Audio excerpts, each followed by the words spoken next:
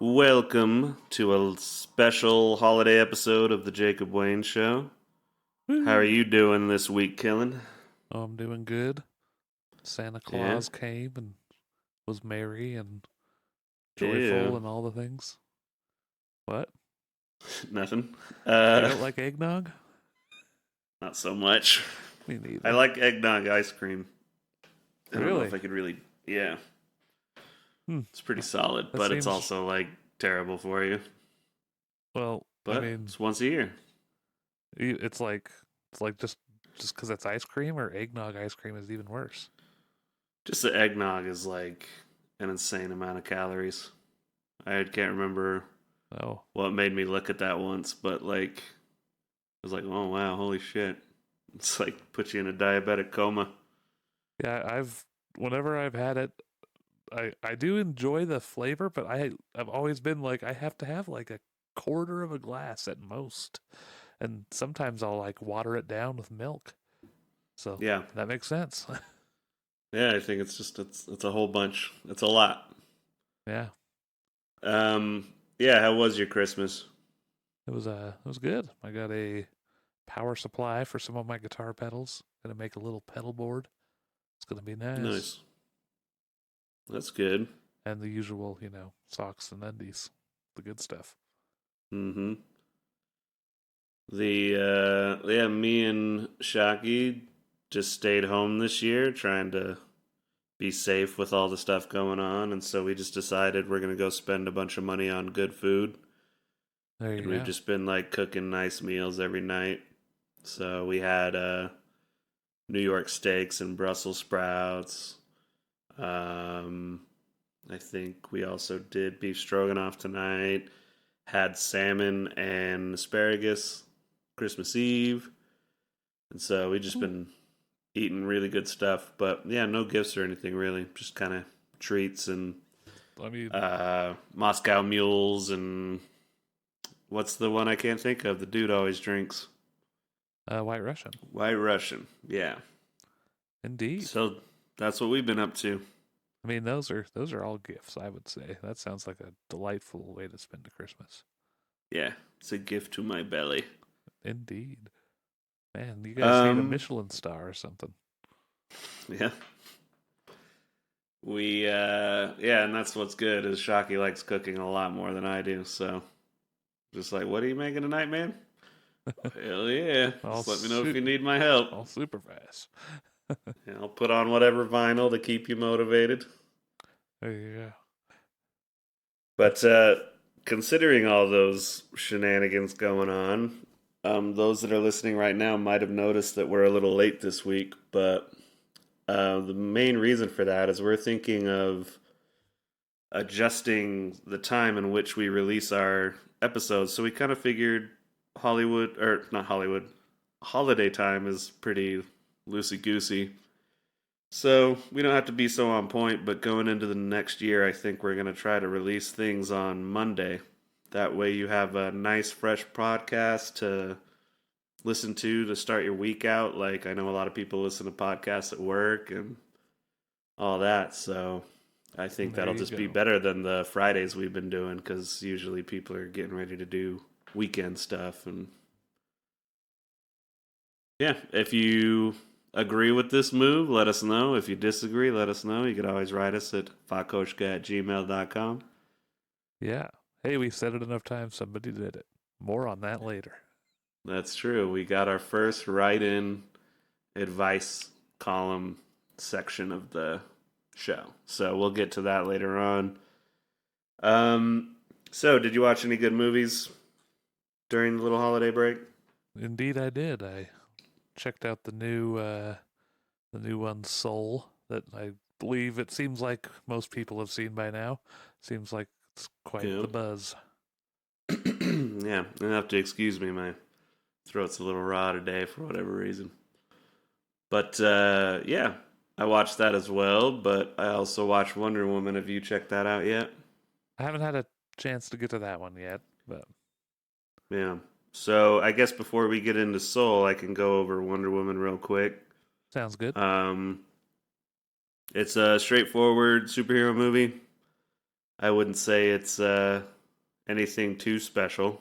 Unfortunately, I think the first Wonder Woman kind of had a big impact when it came out. It's like a major female superhero, and it was important for everybody. And that movie was really pretty good up until the third act that got really silly and kind of the bad elements of the current DC universe. Like it was just turned into a video game fight, and I was like, "What is this?"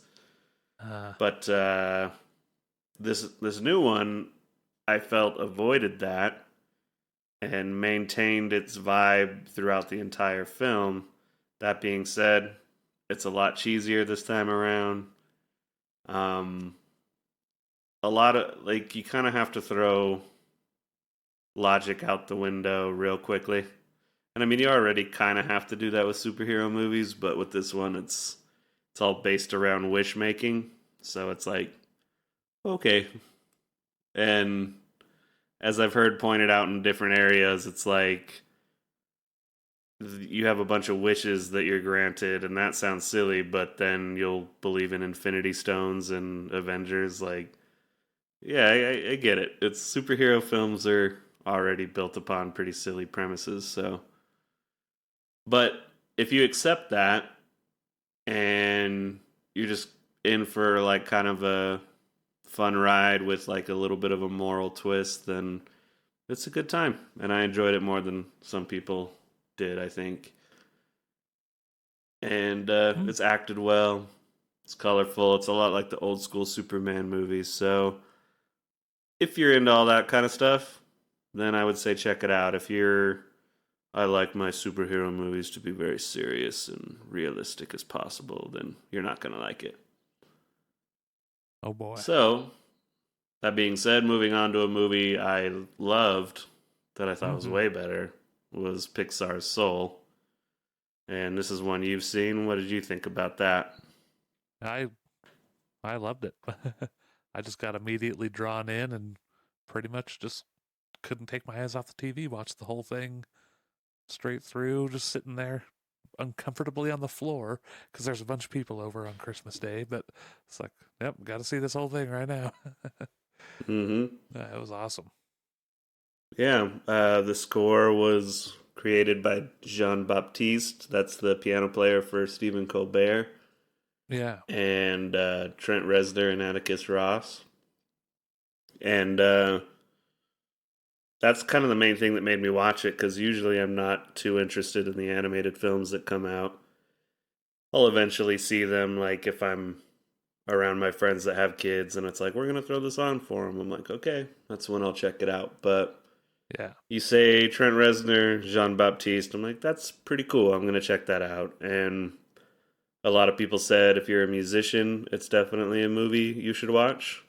But Hmm. what I'll say without giving any spoilers away is you don't have to be a musician to enjoy this movie. Like, it's definitely centers around music to a degree, but it's like, it's clearly about larger concepts than just that. And, finding your spark and your inspiration and, the thing that, like, makes you want to live and be alive. And it's all about life. And it's just incredibly animated. They were real meticulous about following Jean Baptiste's fingers for the piano playing, and I think they probably thus did the same thing for other musicians in the movie. And Oh yeah. they did better than most like live action shows do it when like people fake playing instruments. You know, like Hmm. they didn't. They're not faking it. That's the whole thing. They animated somebody playing what you're hearing. That's awesome. Yeah, they did way better than our music videos for Fakoshka. Yeah, that's not even the same song. Yeah, we're just like, we had only a certain amount of footage to work with, so it's like, all right, let's just slap it together. It's more for the visual. Yeah, that was And the yeah, sorry. Yeah, that was the one part that I was just like, holy cow! When he first started playing, I was like, whoa, like that's him. And then the hmm, sax too, the saxophone. I was like, that's what it looks like. Dang. yeah. Excuse me. But yeah, it's an incredible movie, and I think as of right now, it's my favorite Pixar movie. I know Yeah, I that's think so. always a bit of a strong statement for something you just barely watched. Usually, you got to let it kind of sit and marinate for a bit. But as a guy who's not super into a lot of animated films, I'm like, oh, that one's great. It's amazing. Like, it's hard to think of a Pixar movie that's moved me more than that one. So, Yeah, and it was almost on a different level than the other ones, you know, being PG and stuff, just a little hmm. extra. But Well, and I did put up a review on my Facebook page. Not so much a review, but just that I was watching it, and then people usually respond like, "Oh, we're checking it out too."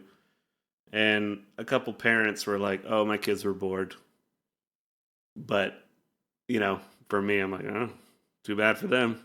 They just got to get a little bit older." that's And I exact. think that was the consensus: is it's not totally for young kids, but if they're a little bit older, there's just a little more to it, but that'll draw them in still. Yeah, I think so. Yeah, maybe a 4 year old isn't going to quite latch onto this as much as they would other Pixar movies. Yeah, but Like man, another good one is Wally, and that's really low on dialogue. It's all just pretty great visuals, so it's pretty easy to follow that along and enjoy it. I still haven't seen that one. I need to. I used to work at a cell phone kiosk at a Sam's Club in Logan. It's a very brief gig for me because I hated it. Oh boy, yeah. But I'd sit there trying to sell cell phone deals and yearly plans or whatever. And behind me, it was the year that Wally was coming out on DVD. So the movie Uh, was on behind me all the time. So I've seen it like 20 something times without audio. oh man, But what's kind of crazy about it is that the movie works really well like that. Like you can completely follow the entire thing visually. nice. And then so once you add the audio and everything, it obviously adds to it, but I remember being impressed with it in that capacity. It's like, yeah, I definitely know exactly what's going on.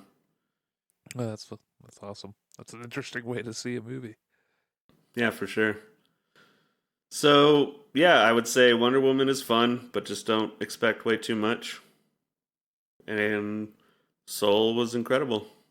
Yep. Like yeah. Maybe we'll do a top 10 Pixar movie list one day or something if I even have seen that many Pixar movies, but Well, that'd be fun. yeah, we'll come around to it. So, speaking of a top 10 list, it is almost the end of 2020. Yay. Yeah. I kind of don't want to like go too hard one direction or the other, just because for fear that 2021 will do the whole hold my beer thing. So I'm just sneaking into the new year, waiting for January 20th, and just like hopefully the year doesn't notice I'm already in it. Yeah. Man, I feel like the years have been holding more beers than me. Yeah, well, definitely less and less each one I go through. But what I figured we could do is we are a bit of a musical duo ourselves. Music is a big thing for us, so why not do our top 10 2020 album releases? Yay. And yeah, I think if tell me if you agree, but I think I tend to keep up on the newer stuff a little more than you do. Would you say that's accurate? Yeah, I wait until I see a buzz from, certain key people before I usually check out many new artists. Mm-hmm. And I do try to follow artists I like and follow their new albums. Although in preparation for this episode, I looked through a list and I was like, oh man, I didn't even hear about a lot of these. So I would Yeah. like to shout them out, but I haven't actually listened to them yet, so I don't know if they're any good. Which is especially the Yeah. trouble with me because those bands are like 20 years old now. So hopefully they've For been putting sure. stuff out this whole time, and there's other good stuff. Yeah. For sure. Um, but I mean, even if I do tend to pay a little more attention to the new stuff, um, this year was just a year for comfort and nostalgia, I think. Mm-hmm. A lot of people were stuck at home, and it's just like, all right, I don't have much going on, so I'm just going to finally check out all these old David Bowie records that I know people love, but I never really sat down and listened to them, and so on and so forth. So when I got my Spotify list of things I listened to a lot, it was a lot of my own personal classics and then stuff from like the 90s and 80s and 70s. So Yeah. uh, it wasn't the easiest to create my top 10 list, but I did manage. And near the bottom of my list, it's stuff that I know I'm going to always like, but I still haven't even completely digested it. Yeah. So I figure we can go back and forth, just go up the list from 10. And if you got one in that position, cool. If not, you could just recommend something you were really listening to this year or something that matches the vibe of what I'm describing on my list. And we'll just kind of go from there. Sounds good. Cool. So before I get to my top 10, I'll do some honorable mentions. Um, there was a album from Static X, which was um, basically a compilation of a bunch of unfinished songs since their lead singer Wayne Static passed away, Oh, and all the original members got together and went through the demos and got a new singer, put a mask on him, and went and played a bunch of live shows. But the guy they found to do it does a real good impersonation and plays what Wayne Static used to play, and they just put all these old songs together and took the music out on tour again, which they like to call evil disco. And so that was great nice. for me, but that's kind of why I kept it off the list, is because it's a compilation of old demos. It wasn't totally new. It was, just kind of spruced up. But they're a band I love, and nobody quite sounds exactly like them, so I had to shout them out. There was a new Mm-hmm. album from Ozzy Osbourne, which was interesting. It reminded me of the Johnny Cash album later in his life, where he covered "Hurt" by Nine Inch Nails and all that. Oh Like, yeah. it's this old man who's like kind of, you know, getting ready to check out and just still making an album, and it was really enjoyable. Nice. And then just a couple other artists, I just say their names real quick, is Dua Lipa. It's very her album Future Nostalgia. It's poppy. Band Hum, who released a new album for the first time in like 15 years. They're a huge influence on a band I'll mention later. And Mm, Jessie Ware, who's just a pop artist I really enjoy, put out something new that I barely found out about, so I figured I'd mention it. cool. But at number 10 is a rap group called Clipping, and the album is Visions of Bodies Being Burned. And Huh. what their whole thing is they're kind of leaning into the horror core. Have you ever heard of that? Yeah, I have heard of it. Yeah, it's just all creepy, murderous Halloween vibe rap, and it's got a great production. It's like really simple, straightforward stuff. Kind of reminded me of Earl Sweatshirt's first album, Oh, but cool. I didn't listen to as much rap this year as I have over the last 10 years. For whatever reason, I maybe was missing new releases that spoke to me, or just my favorite artists weren't putting stuff out. So this was definitely one I wanted to put on because I haven't fully digested it yet, but it definitely has its unique character and a vibe that I know I'm going to keep revisiting over the years. So that's why it's my top 10. Do you Nice. have a top 10 on your list? I do not have a top 10 list of new stuff. I do have a couple. And Okay. I also don't really did not listen to hardly like any rap this year or hip hop or of any kind. The only thing I did is like pull out some Eminem, some like nostalgia, you know. I Yeah. did rock that a few times. So we'll put that on your 10 spot. What's your favorite Eminem record? Oh, that the one that came out with all the Slim Shady EP, I think it is. The one that Yep, was the on the first radio a one, bunch. Yeah. Slim Shady LP. Then there's the Marshall Mathers LP, and then there's the Eminem Show. Yeah, I think it was the first one. Yeah, But yeah, Slim Shady LP with My Name Is. yep, that one. That's the Yeah, one. I love that album, and It's that was good. definitely groundbreaking when it came out. Indeed. I don't think anybody would be confused by that listening to this podcast, but younger generation coming up, they forget about Uncle M. Oh yeah, so good. We listened to "Just Lose It" the other night because somebody didn't know what I was talking about when I was talking about that song, so I had to play it for him.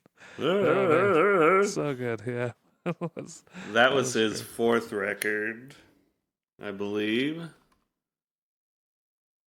Yeah, that song's hilarious. Hadn't heard it in a while. Trying to remember what record that is. The name of it was. Oh, so it is on a record. I always thought that one was from like a movie or something. Pretty sure it's an album. It's like a weird remix of like a bunch of his other songs. Yeah. But he does have such Which is kind tasty. of the criticism of it at the time, I think. I think this is when he was the most addicted to pills and all this other stuff, so he was kind of like fucked up in the studio and just Uh kind of making weird songs. Yeah, it's on Encore. It's oh, the okay. fourth album. It's a follow up to the Eminem Show. Word. But yeah, Eminem, just one of the greatest. I don't Indeed. think I get into his newer stuff as much. I try to, and I definitely listen to it when it comes out. But He did release an album this year, I think I saw, but I'm not yeah, responsible for its contents. I've not yeah. listened to it. I'm not recommending it yet. Well, and I mean, now that he's sober, he's like even more refined and skilled at his abilities. But I just feel like rap is such a youth based genre that it's just something about him being an older guy. They're just like, yeah, yeah, yeah, we got it. He's God. He's rap Yeah, God. rap god, rap god. All right. So number 9 is Phoebe Bridgers and her album Ooh, Punisher. Have you heard of her? I don't think so. She's an interesting individual. I only really discovered her this year. It's also another album that I really need to digest more. That's why it's at 9. Maybe it would go higher up the more I get used to it. But when I first listened to it, it definitely had a vibe. It's kind of like poppy, folksy, singer songwritery stuff. Uh huh. But she's just got a good sense of self, and she is a fan of a lot of metal music growing up. So she even tried to scream on one song on the record, and Damn. I listened to a interview, an artist on artist interview between her and Lars Ulrich from Metallica, Huh. and it was just a really odd but interesting combination of artists to interview each other. And she's just got a good sense of humor and uh, just a chill vibe. Like she makes me feel like I think a lot of teenagers maybe felt in the early 2000s.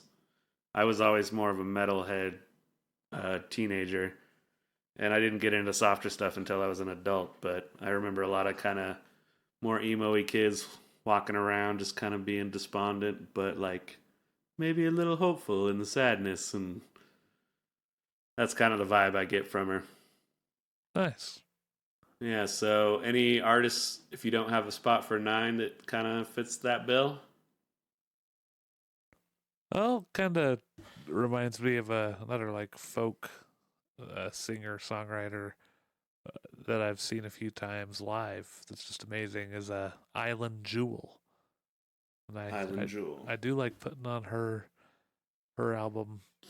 You know, it's a pretty regular play for me. Sea of Tears is the one I like a lot.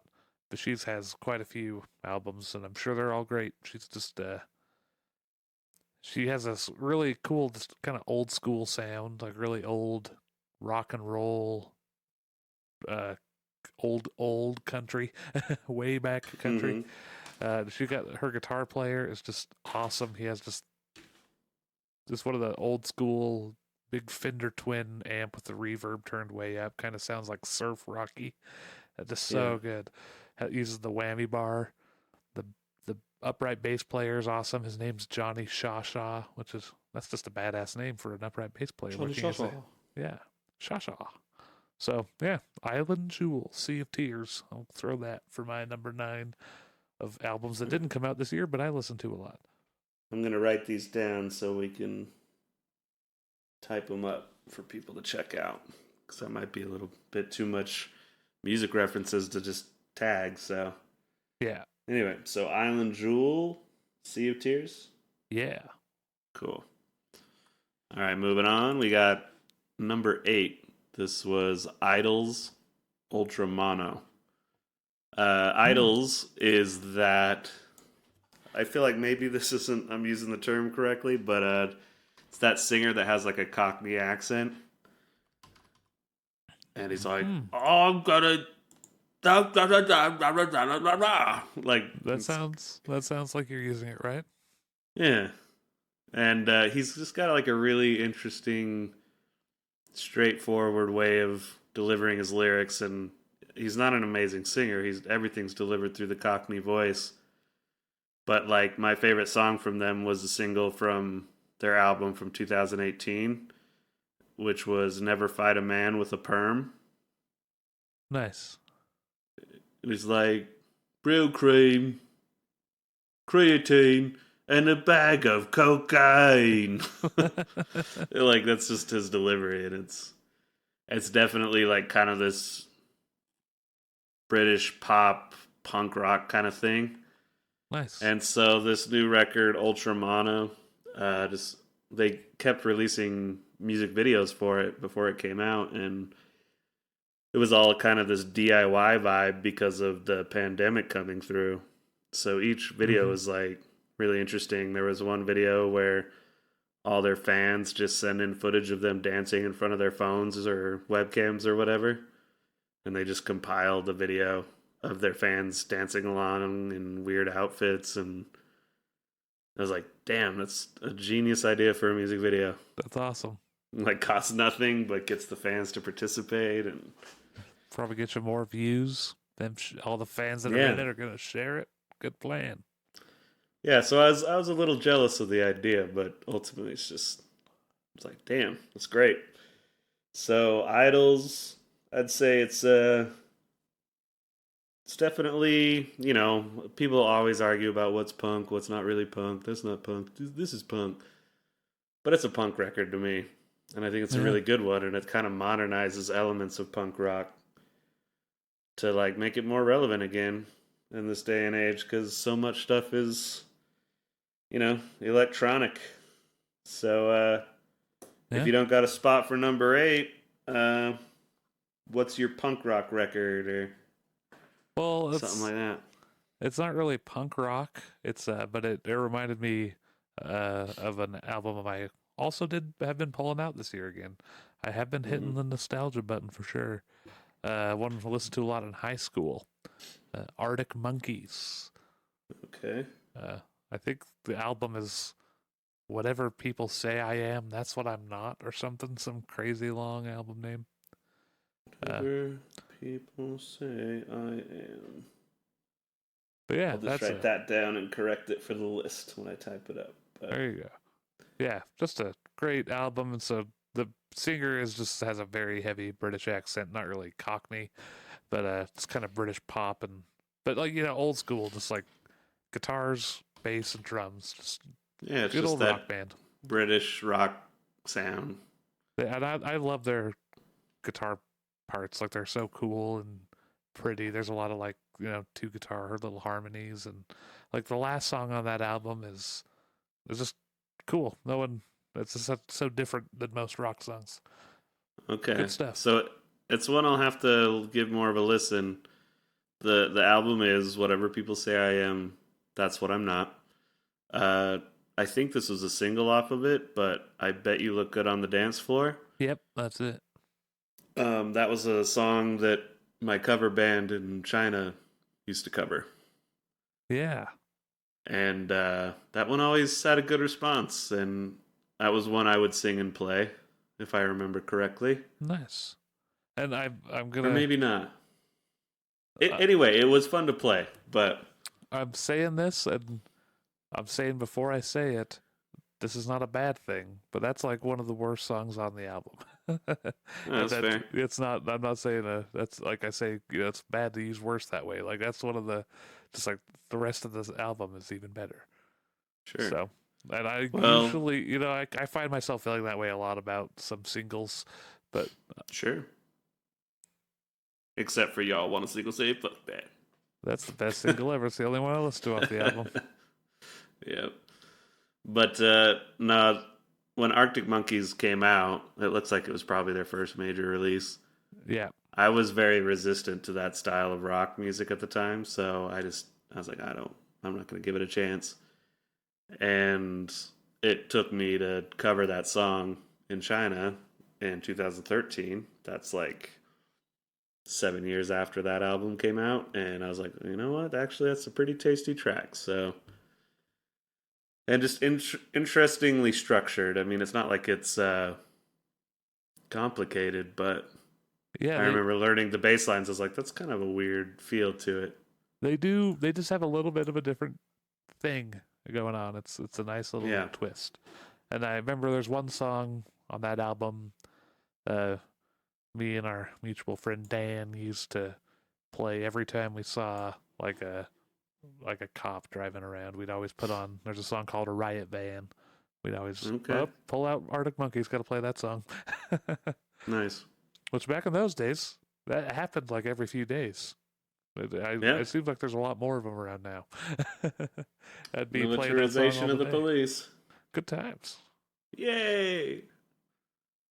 All right, so moving on to number 7, I have Pussifer with Mm, their new release, Existential Reckoning.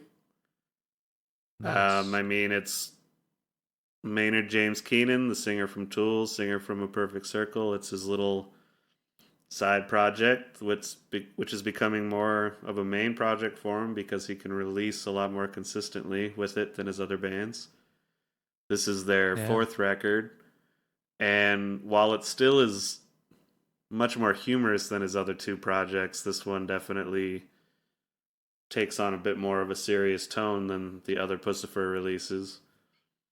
And I've always said that if you line up Tool, A Perfect Circle, and Pussifer, Tool is for the brain, A Perfect Circle is for the heart, and Pussifer is for your junk and your booty. It's just all about swinging that booty around and just feeling sexy and just having a good time. On this Mm-hmm. record, um, man, I wish I'd actually written it down, but they used two very popular synthesizers from the 80s. The Oh yeah. the guy who does the music for Pussifer, I'll have to see if I actually find his name. He went and found these old synths and rebuilt them to like because they were in bad condition and just revitalized them. And so it's like the synthesizer that was used on Michael Jackson's Thriller and all these other Oh like nice. I think Phil Collins records from the 80s. And so they just stuck to this basic let's build the songs up from these synths and then add a little bit of guitar and drums and stuff, but we're going to kind of have this 80s vibe. So I'm a sucker for that kind of a thing. Yeah. So it was just a really great release. I'm still digesting it, which a lot of Maynard James Keenan stuff takes some time to really process. And it was just good. I don't know if it's my favorite release from them, even though I really enjoy the process of it all. Yeah, But yeah, it's just not my top five, but I really like it a lot. Uh, nice. Still can't think the name is Matt Mitchell. Oh, So the main people in the group is Maynard James Keenan, then the female vocals is Karina Round, and she does other instrumentation. And then Matt Mitchell kind of writes the rest of it. oh, cool. So anything for your number seven spot that kind of syncs up with that a little bit? Well, I'd actually probably just throw that one in because I like Pussifer a lot, and I just haven't had a chance to dig into that one. But I'm with you. Let's ditto. Cool. Um, Another interesting thing since the pandemic kicked in, it was right when everything was shutting down. They made a music video called Apocalyptical, Oh yeah, and it's just all of them in like FBI suits, and they're like running around stealing toilet paper, and they kind of nice. just totally capitalized on the moment. But the song itself existed before any of that shit started happening, so it was kind of one of those, oh, weird, that syncs up with the moment really well. And Yeah. so instead of being able to go on tour this year, they put all their money into doing a live performance at this outdoor spot in Arizona.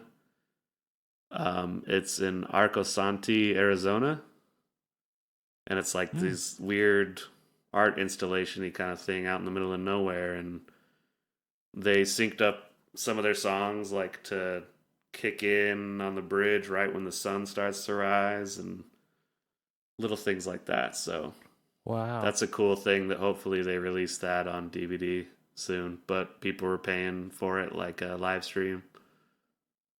So that was a cool thing they did. Yeah, that's awesome. So definitely check that out. Number six. Where did you go? Oh, Mr. Bungle, The Raging Wrath of the Easter Bunny. Ooh. Um, Mr. Bungle is one of the first project of Mike Patton, the singer, who has all kinds of projects. Mm-hmm. And they hadn't released anything for maybe 15 years, something like that. And what it is it was a band they made in high school. And the two other guitar players, I'll pull that up real quick. But they were music, like jazz students in high school. And I don't think Mike Patton was, but they just definitely had their musical education and like jazz and other things. And they just wanted to make this weird, heavy thrash band, just to cut because they were kind of like outsiders getting picked on a little bit, and just like let's just make this heavy, crazy band, and they ended up making way more experimental rock records that had like avant-garde jazz and ska and disco and funk and all this stuff mixed in. And Mike Patton was able to get them signed because he was the singer, the new singer in Faith No More. So Yeah. the record company just wanted to make him happy. So they're like, yeah, we'll release your Mr. Bungle stuff. And it truly is some of the weirdest stuff you'll find. So good. And yeah.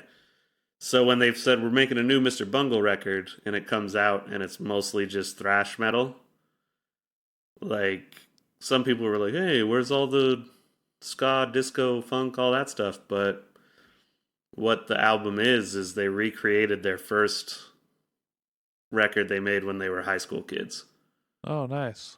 So they went to their first demo and just re-recorded everything. They got Ian Scott from Anthrax to do rhythm guitar, and they got the drummer from Slayer. That I'm just blanking on names today. I'll find it here soon enough. But yeah, and so it's like the drummer from Slayer, rhythm guitar player from Anthrax, and they just make this heavy record, and it was just one of the best things of the year for me because at the end of the day, I am probably a metalhead first. I Mm-hmm. definitely listen to all kinds of stuff these days, but that's where I really started to love music, and so it was just the heavy record I really needed this year. And Dave Lombardo's the name of the drummer. That's it. Yeah. And Trey Spruance is the guitarist. He also has a side project called Secret Chiefs 3, which is really cool. Oh, nice. And the bassist is Trevor Dunn, who I know he's been in some other stuff, but I can't really remember. But anyway, Mr. Bungle, it's not as crazy as their other stuff, but that isn't to say it isn't totally crazy. It's just like really heavy and thrashy. So, Nice. got anything to go along with that one? No, I saw that one, and that's another one that I was like, oh, I missed that, and I need to listen to that. So I'll go ahead and Cool. ditto that one as well. Sounds good. Now, moving on to the top five, we have Fiona Apple's Fetch the Bolt Cutters. Mm-hmm. Now, I don't want to get too long winded with this one, but it is on a lot of top fives of many lists I looked at.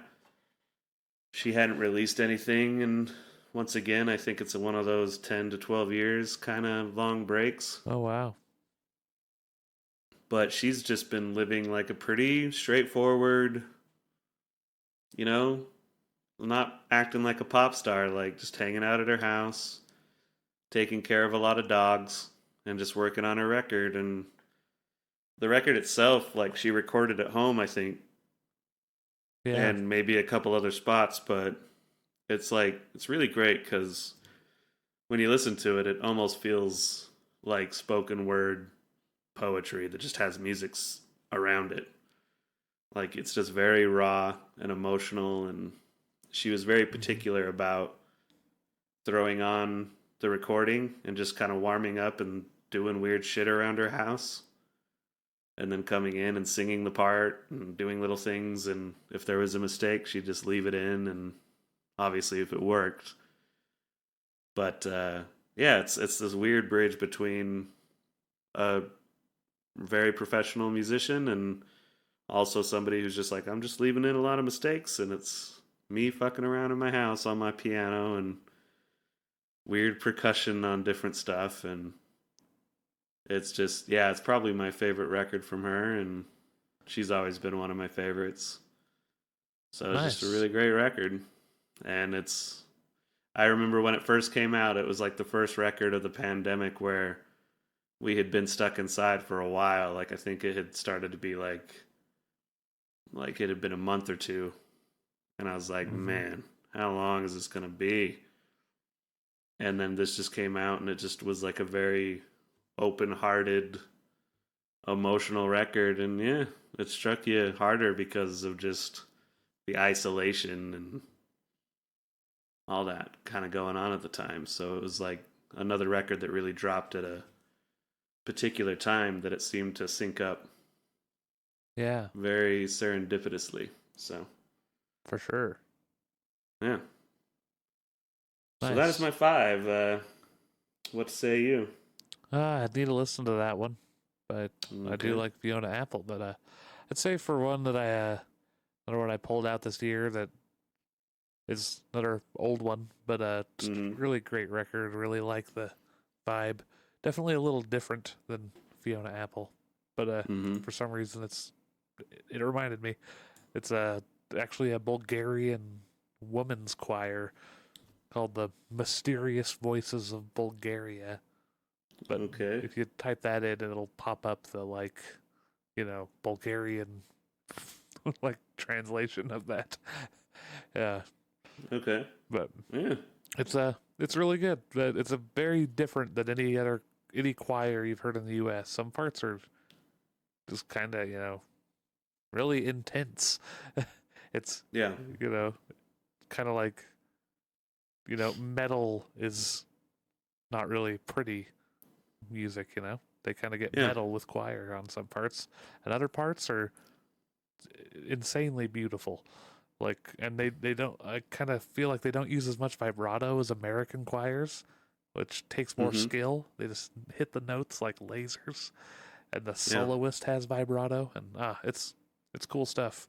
Very intriguing, and you have no idea what they're saying. I kind of like that Oh, in I some love music. that.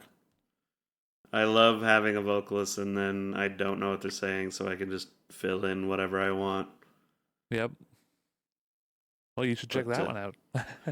what's that line from uh, Shawshank Redemption? It's uh, like, to this day, I still don't know what those two women were singing about. And to be honest, I don't want to know. yep. Like, whatever it is. But yeah. Yeah, I will check that one out. That sounds interesting. So, getting into the top four, I'm going with Wes Borland, The Astral Hand. Anybody who knows me knows that I'm a gigantic Wes Borland fanboy. hmm And this year he released like four different albums, Damn. if I'm remembering correctly. He released two of his project he did with his brother right after quitting Limp Bizkit called Eat the Day, and those are all instrumental. And I would have thrown them on this list, but I didn't want to double up on Wes Borland, so I'm kind of packing it all into this one. But he also released a really silly project called Goat Slayer, and that's just super silly. It's like the precursor to his other band called Big Dumb Face, and that's just fun, silly stuff. But this Astral Hand is the one that's actually under his name, and it's the second record of his under that. And his first one was the Crystal Machete, and I know you like that record because you came and visited out in Fort Collins. I think I didn't live out here yet, but we sat up super late with our boy Shocky and listened to that, and we were all just like super chilled out. And like, this record is great. Oh It's yeah. just instrumental background music. He intentionally mentions that he wanted to make a record that's doesn't demand your attention. You can focus on your project or your own artwork and just have it on in the background, and it's helps you think or it helps you process. It's not meant to demand your attention, which I really liked. Yeah, that's cool. So he just had the follow up, and this one's just as great as the first one. And he had a small release in between. It was like an EP called Matadors and Daughters, which was around the time that he went and performed at Moog Fest, and they had him do a 4 hour set without stopping. And it's all using little equipment like that, where everything's like loops and Wow. like beats. And he's talked about that, how that was just super intimidating. He's just like, what if I have to pee? It's like, you can't. So, and then he talks about like looking at his watch like after the first 15 minutes and being like, holy shit. And then not looking again. And then the next time he looked, he had like 20 minutes left. So he's like, oh, okay. He's like, once you get into the flow, then it's like, you can kind of get it going. But so, yeah, there's a little bit of like loops and just him playing guitar and other elements and keyboards, and it also has a hint of an 80s vibe because of the synths he uses. And yeah, it's a great record. Nice. Yep, I'm gonna ditto that one. Cool. uh, on number three, I think you might ditto this one as well, Yeah. is Soften the Glares Glint. Mm-hmm. um, Bassist from Mudvayne, the Berber Dung guy. Birding. He, yeah, Mudvayne is on a hiatus and has been for a long time. He finally showed up with a new band in 2017 called Soften the Glare. Their first record, I actually had just show up, that's signed by the band, called Making Nice. Faces. And now I got my vinyl collection all up to date with them. And it's just jazzy, fusiony, funky, like it's got all kinds of vibes going on in it. And it's just instrumental and incredible bass, great bass tone.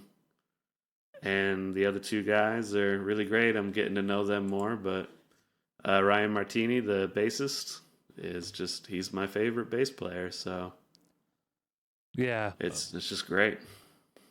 this I if I was gonna not ditto this, it would be because I'd put it at my number one because it's probably the album I've listened to the most that came out this year. So it probably is my Yeah. number one 2020 album.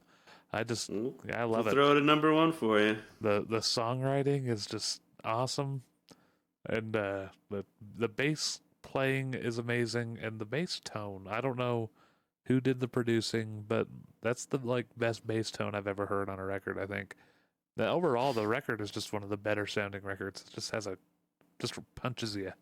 It's so Yeah. cool. Yeah, well, it's just good stuff. I love that album. Well, and the second record is a step up from the first. The first one's amazing, but just something about the second one, everything got elevated. Yeah, for sure. And yeah, it's great. There's all kinds of like other stuff on it, like xylophone and piano, and I think their buddies just helped them out with that. The other two musicians in Soften the Glare, I wanted to see if I could find that real quick, but guess not. All I can say is look them up. They're wonderful. As far as like the bass tone things go, I know people throw around a lot of stuff on the internet, but I feel like a lot of what I've heard is just that so much of it is in his ability to play, and probably a bit of it's the bass he chooses and his amp settings and whatnot. But it's like just no, it's in his fingers, it's in his hands a bit. Well, I mean, yeah, We've that's definitely part of it, but the recording yeah, bass tone, like whoever produced that really got that across. for That's sure. really hard to get that much punch. I don't know. It's awesome. Mm-hmm. We'll have to we'll have to talk to this guy, see what he's all about. Indeed.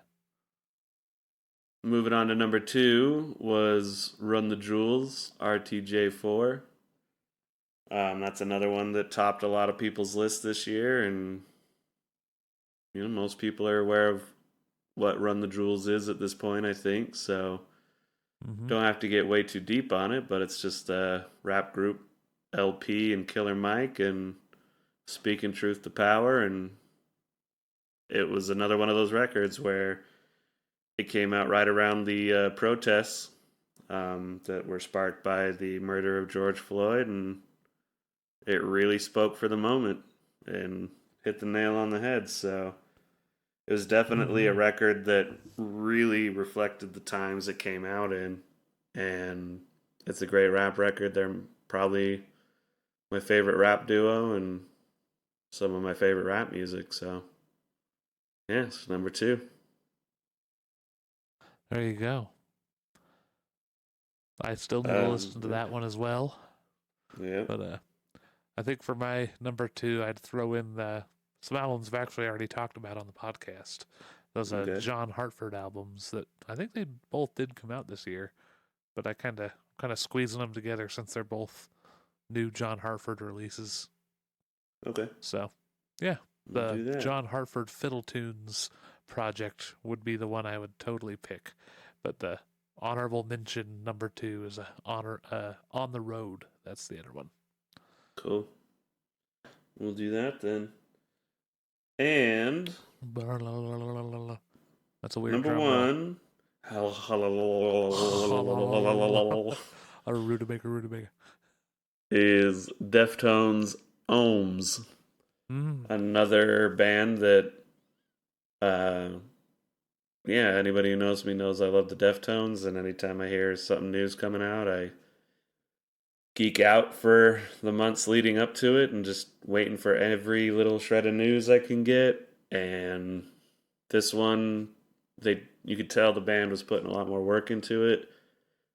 There was a stretch there where they were releasing stuff faster, but you knew that they were trying to keep more of a schedule. And well, we got to release a new album within this time frame and get out and tour it. And after their last album came out, which didn't have as great of a reception, Gore, I loved it, but a lot of people were disappointed, and the production was a little iffy. So they went back to the producer they worked with on their first four records, which are their most loved, probably. Mm-hmm. And that producer's Terry Date. And they just spent their time, and when it was done, it was done. It didn't rush anything, and you could really hear it on the record. It has all the elements of what makes Deftones on it, and yeah, it's on a lot of like metalheads top lists. I don't think I saw it on stuff like NPR or Pitchfork.com, but it's definitely my favorite record. Um, I'm just yeah, it's everything I want out of a Deftones record, and it's gonna be one of their classics for sure. So that was my number one for the year. Nice. Yeah, I have checked out a little bit of that one, and I not haven't explored much Deftones yet. They're a band I'm slowly getting more into. Yeah, Mm-hmm. I dug what I heard. That's a good pick.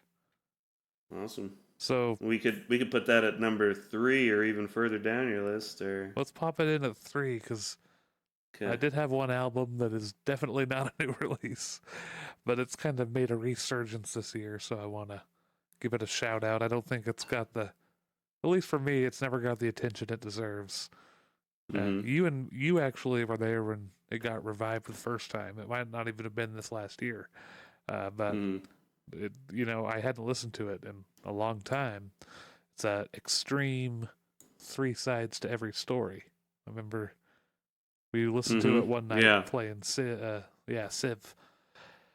Yeah. Um, and yeah, that album's kind of popped back in my life, and man, that album from start to finish just kicks ass. I don't know Yeah. if you think of extreme and you think of their one song, More Than More Words, than which is words. Yeah, fine, it's good song. totally Yeah, but something else going on. yeah, you got to listen to Three Sides to Every Story. If you like rock, if you like metal, if you like funk, you'll be pleased. What is the one song on there that I was like, political calamity. Yeah, political calamity. Yeah, Political, yeah, yeah, it's good. political mixed with calamity in one Yeah. word. No, after you reminded me of it, I made Shocky sit through it when we were working on something, and he was digging it, but he was obviously also focused on something. But I was like, I'm just gonna put this record on him while he has no choice. Yeah, But it was great, and that is a fun thing we do. Is we need to do that more often. Is we'll play Civilization 6 or 5, with one of those, mm-hmm. and then you just throw on a record that you and your buddies all need to consume. Um, we did that a lot with a bunch of Frank Zappa records, Man, I still need to go and find the yeah, ones we listened to because I remember being blown away by a couple of those. Hot Rats was probably one of them That for was the sure. one That's that one we of were my listening. favorites. Damn. Yeah, but yeah, Frank Zappa, man, top 10 Frank Zappa albums. We could do that one day. Need to listen to all 60 of them first. Yeah, no kidding. I'll give one other honorable mention before we move on. I think one of the albums that I listened to the most this year was Cheryl Crow's. Um, sorry, I'm just making sure I get the album name right. Tuesday Night Music Club, Nice. like 1993.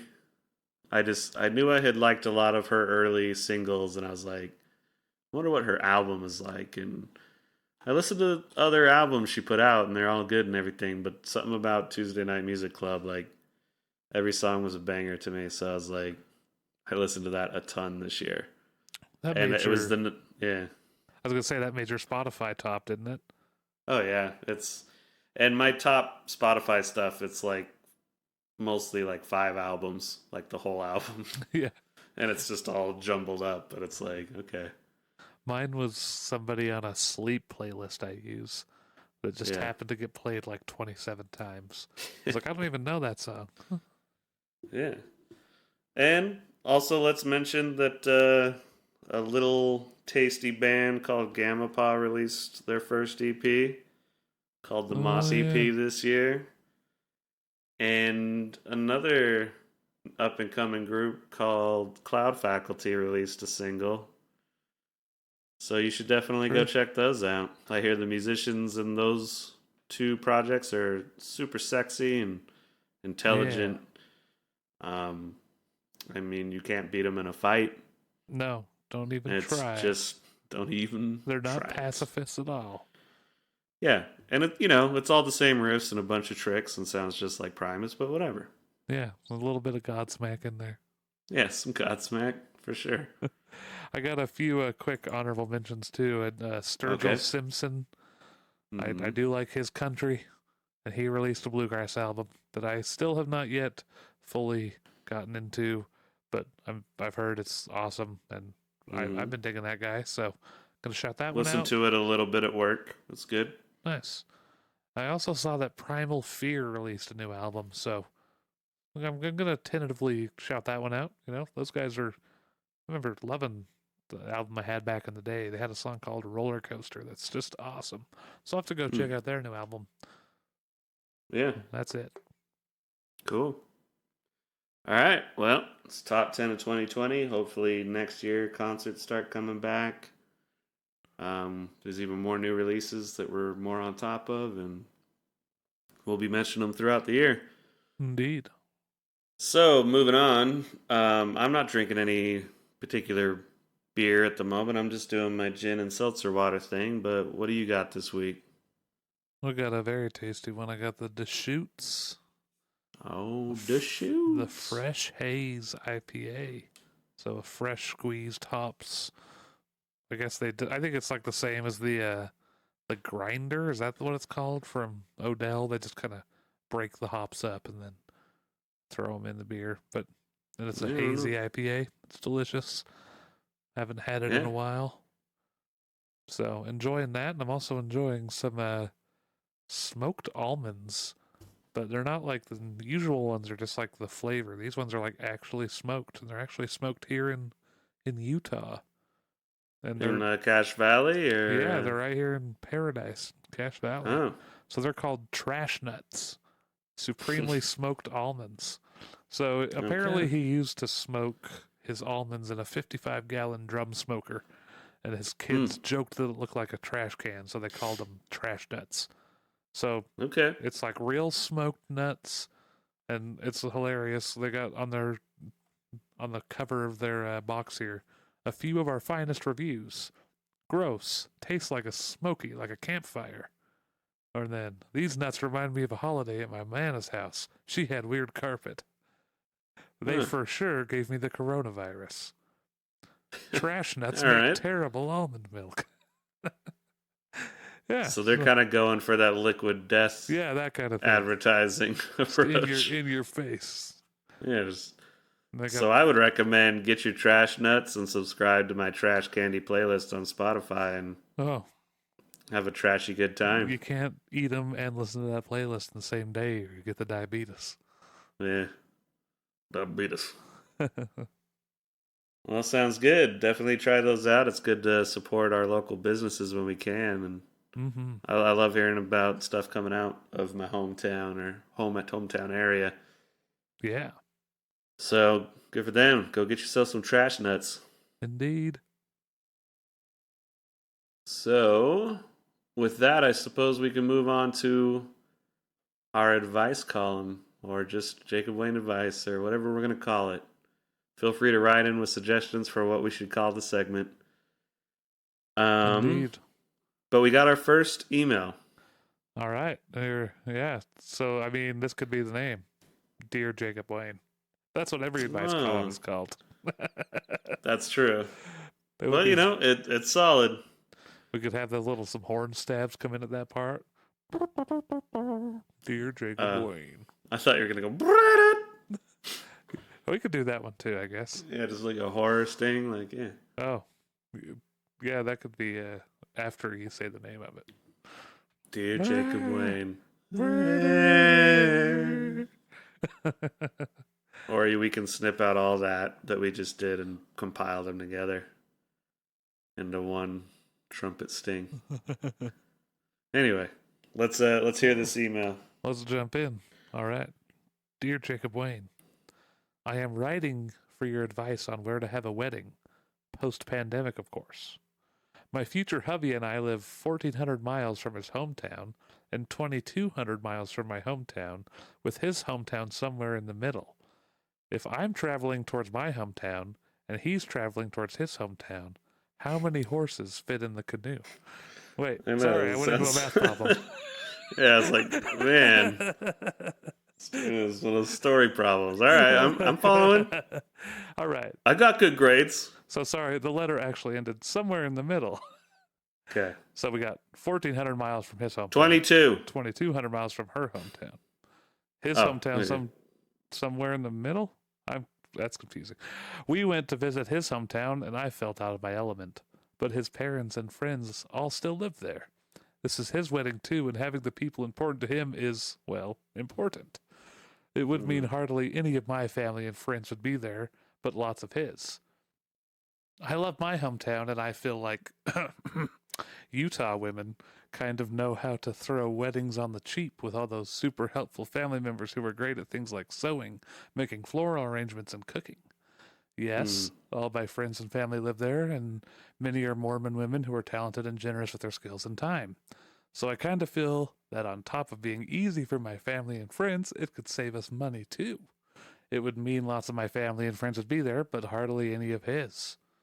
Lastly, there is always where we live. He has a sister and nephews here. I have two great friends and a daughter. Other than that, we don't have anybody but the casual work friend. But it is where we live.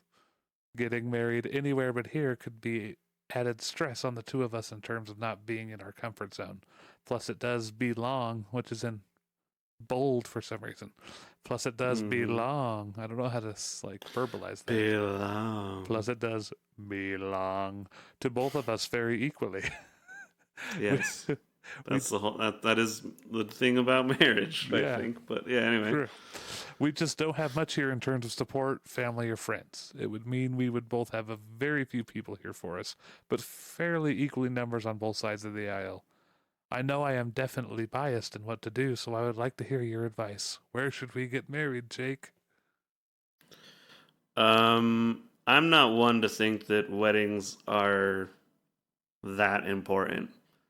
Sorry, that's just kind of how I go. They're obviously a wonderful moment in time in your life, and it is one of those special days.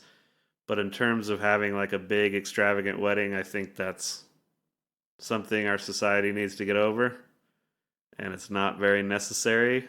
I think you can have just as much of a emotionally meaningful wedding and fulfilling without all the hullabaloo surrounding it.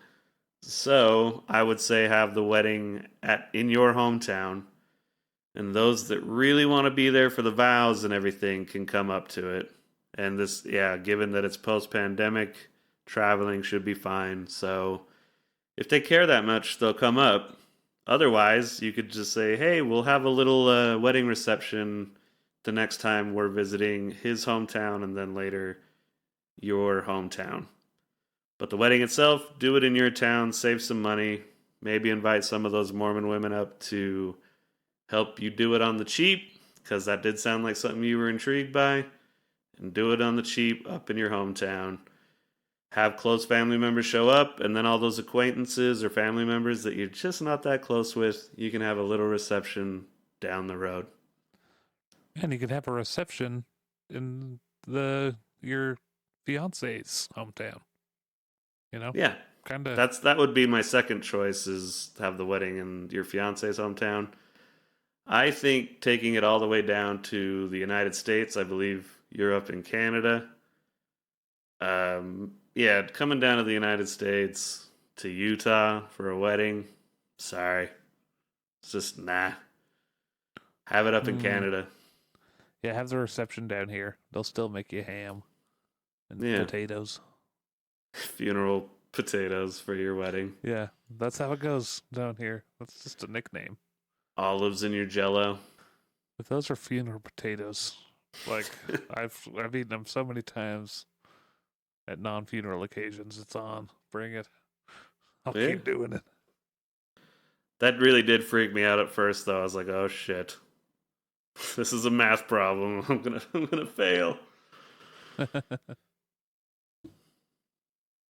Uh, That'd be 48 squared. So yeah, do it in your hometown. Save money. It's about the memories, not the money or the memories. Thank you for writing in, and Indeed. hopefully we get some more of those. Want to Yeah. top off this episode with some weird news? Indeed. This one's just fun. This was just a cute little thing. Sly Fox steals 100 shoes in Berlin. Hmm. So, a guy in Berlin's Zellendorf neighborhood noticed that one of his new and expensive running shoes had disappeared. So he investigated. So he started like watching his like doorbell. It looks like, everybody's got the little camera on their doorbell now.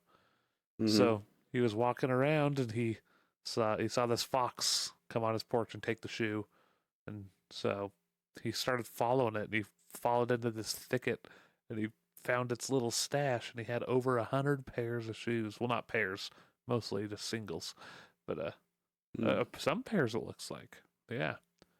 So this fox is, and he didn't even like chew them up. He just like chewed on 'em a little bit. Just was a shoe thief, hoarder, fox. So the Sly Fox wasn't trying to sell them on eBay, like trying to get No, those Air Jordans, he was make a little money. just licking them softly. Yeah. I guess they would be kind of nice and cushiony for like a fox lair. Yeah, true. Just lay them. There's a lot of Crocs. Very cushiony. Those little Reebok like pump it up with air pressure before you go to sleep. Oh Little yeah. fox paws like. Come on now. I did also realize that if it wasn't like in Germany, but it's like maybe like Russia, they're like Sly Fox stealing many shoes. They could have just been talking about some punk kid. Yeah. He thinks he's entitled to shoes. What is this? Yeah, kudos to the fox. I mean, takes a lot to get by as a fox these days. Yeah. Hopefully, it sounds like it has an excess of food. It's like, okay, time for the luxury items. Let's get some shoes. Yeah. Oh yeah, you could like if it was a squirrel, I'd picture they like tucking nuts in the shoes, Yeah. getting those trash nuts, Yep. Tucking the trash nuts. tucking the trash nuts in the Reeboks. I always wanted those shoes. Ugh. Yeah, me too. Oh well. But once again, kind of like the wedding advice, I why would I spend that much money on shoes? Like you got to have a nice pair of shoes, but I get a pair just of sneakers, only wear them once, keep them in your closet. I don't get that. I know it's it's like Pokemon cards or something else. It's like you got to have them all. You yeah. got to look fresh, and I agree with that. But man, you just no get a pair of shoes. I'm gonna wear them until they're worn out. Have a Uh, nice have a nice pair in the closet for special occasions. there you go. Nice pair of boots for hiking, so on and so forth. But And get yourself some slippers. I got some Dan Marino edition, just house slippers, little memory foam in the sole. It's like walking on a cloud. They're toasty warm. Treat yourself. And they were like on Dan, sale for so cheap. Dan Marino can die of gonorrhea and rot in hell. What did he Would do, you like a anyways? cookie, son? It's like, why is football slippers? What is this? Whatever. I'm in. Do you remember that line? No. It's Ray Finkel, the kicker from Ace Ventura, the first one. Oh. And they blame Dan Marino for how he held the football like laces out. Oh. And then the mom of Ray Finkel comes into the room while they're talking about it. And she's like, Dan Marino can die of gonorrhea and rot in hell. Would you like a cookie, son? Nice. They're little footballs. Well, Laces out. even if he held the ball wrong, he did advise on some nice slippers. That's true. And it wasn't Dan Marino's fault. Ray Finkel was a crazy person. Indeed. But Sounds like go it. watch that movie again. I will. They that ending, they definitely can't make movies like that no mo. That's all I'm gonna Ooh. say. I'm excited. I like watching the old stuff. Oh yeah. Ooh. Whoa. Oh yeah. Well, I think that's a good episode, and like I said, we're gonna start trying to release these on Mondays. Obviously, this week it's more like Tuesday, but yep, by next week we should be on the Monday schedule. So, Mm-hmm. There'll be a fresh and one every Monday morning. yeah, and it'll be a brand new year. So, happy New Year's, everybody, and here's to the next one not being so shitty. Indeed. Please. Please. All right, everybody. Happy New Year. You have a good one now. Bye bye. Thank you for listening to The Jacob Wayne Show. If you would like to contact us, please write us at fakkoshka@gmail.com. That is FAKOSHKA@gmail.com. You can find us on Spotify, iTunes, and YouTube. Simply search The Jacob Wayne Show and it should pop right up. Make sure you like and subscribe and leave a review and share this podcast with your friends. Please write us. It helps add content to the show and makes the show even better for you, the listener. Thanks for tuning in.